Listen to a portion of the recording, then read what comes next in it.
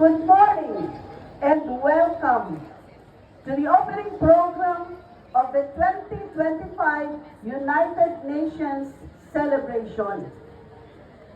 As you approach our gate, you can see the flags of the different nations displayed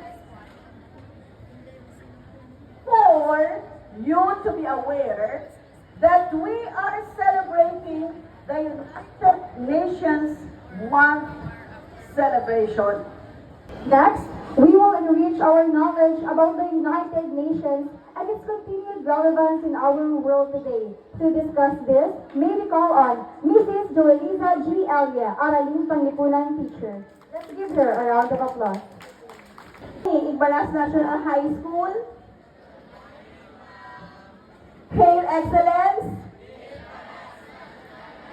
Okay, so my task today is to present to you the origin of United Nations.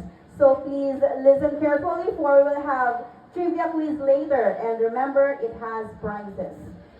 So once in our history, nations were fighting. Cities were destroyed, millions of lives were lost, particularly in World War II. And World War II was considered to be one of the darkest times in human history.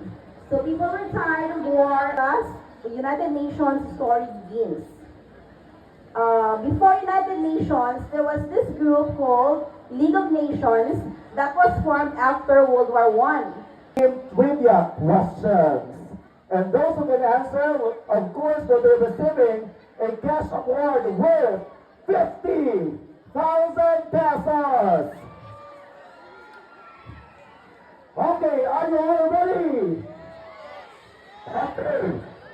Those who know the answer, you may go here on stage. If you answer correctly, then you receive the 50,000 pesos. Alright, first trivia question is for grade 7 students. Grade 7, are you ready? For the annual meeting of the all-UN member states.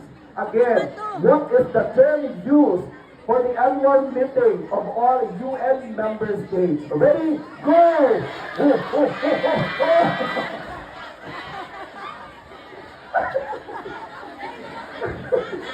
Bakit yung una? Siya ako yung una. Okay. Of the values we must uphold as members of one global community.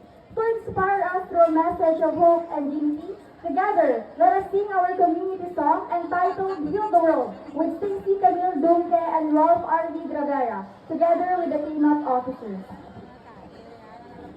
There are ways to live if you share with us for the living. Kick-off program, let us be reminded that the United Nations was founded on the principle of peace, cooperation, and respect for human rights.